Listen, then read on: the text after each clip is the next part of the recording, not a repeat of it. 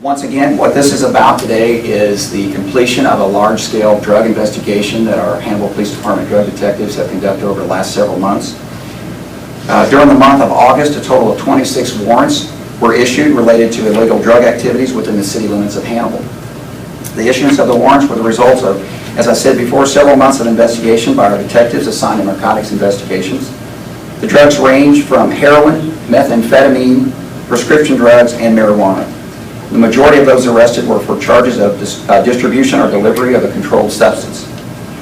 Large-scale arrests such as this would not be possible without the cooperation of our local prosecuting offices. The bulk of those were handled by David Clayton's office here at Marion County, where 24 of those warrants were issued out of. Here are the mugshots of the individuals that the warrants were issued for. There's 26 total, as I said before. The top 21 were all for distribution, and the bottom 5 were all for felony possession of either methamphetamine or heroin. Also provided in your packet, you'll have a complete listing of their names, their ages, their city of origin, as well as their charges and their bond amounts. And before I turn it over to questions, I would like to offer the opportunity for Marion County Prosecutor David Clayton to say a few words if he would like. Thank you, Chief. I want to thank the Hannibal Police Department for the opportunity to come and be heard today. There are 3 points that I just want to make briefly. This has been made possible, this operation, for 3 reasons. Number 1, communication. My office and the officers of the Hannibal Police Department have had great communication over the last few months. Nearly talk almost every day, and so that's made this possible. Number 2, coordination. As the Chief said, this is an operation that's been planned over several months, and we've worked together, and it has helped make this go very smoothly. Third, I think, and very importantly, is also transparency. Giving the community the information that they deserve, and so the community understands where their hard-earned taxpayer dollars are going. So I wanted to thank the department. They're out there working hard, and we're certainly glad to help and do all we can to curb the distribution and use of these hard drugs, which are really hurting our community. Thank you. Is there any questions about anything?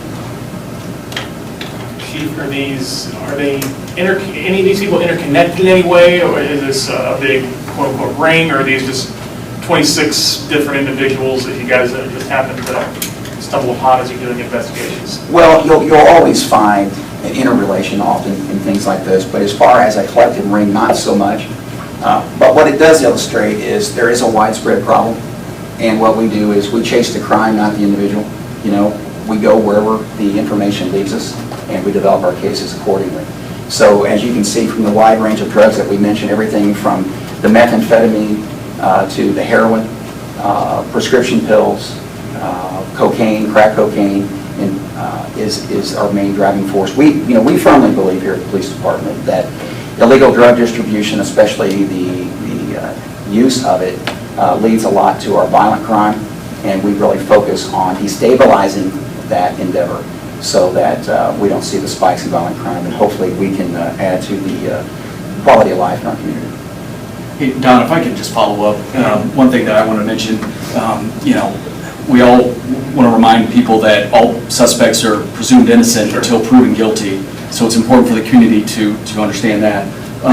And we have an interesting cross-section of individuals here. Some are first-time offenders, alleged first-time offenders, and some are repeat offenders. So it's important that the community understands we're going to do all we can to try to help treat the people who are amenable to treatment, and for those who are repeat offenders who treatment hasn't taken or simply unwilling or unable to, then we're going to look to more serious punishment like Department of Corrections. So we want to balance this out, give the people the opportunity to try to get help, but at the same time, for those who simply hasn't worked, then and look at like a Department of Corrections sentence. So. But I would just like to say again, for a department our size, an operation like this takes a lot of work. There was a lot of dedication by our drug detectives, as well as tremendous cooperation with the Marion County and Ross County Prosecuting Office. Mr. Clayton and his office have been wonderful to work with. It's been very refreshing, and like I said, we couldn't get results like this without that type of cooperation. So I think it says a lot about what everybody's trying to do to enhance our community and make it a better place.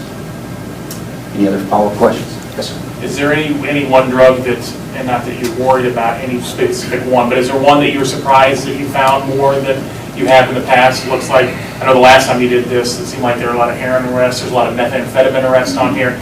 Is there anything, quote unquote, taking hold that you didn't see beforehand? Well, obviously, heroin continues to be a problem. That causes a lot of concern with us because, as many of you probably have already reported on, it often leads to death, overdose. But we're also seeing an increase in the type of methamphetamine, the particular ice, which you hear a lot about in the media, is becoming a concern, and a lot of it actually comes from the country of Mexico. So even though there's been a lot of efforts with the Missouri legislation and law enforcement, as well as trying to stomp out meth, it's found a new avenue to get into the country, and it's arriving in our city limits. So this is more the ice than the shake and bake stuff that you see? My understanding from my drug detectives, they're seeing an increase in the distribution of ice in the community, but heroin is also, like I said, it's an up-and-coming drug and has been for the last 3 years. So meth is still the predominant drug, especially in this particular roundup, but heroin is becoming a strong contender. And also, there's only one particular arrest in here for prescription drugs, but prescription drug abuse, as well as dealing with prescription drugs, is also sometimes a very unreported problem, but it's a problem in our society as well.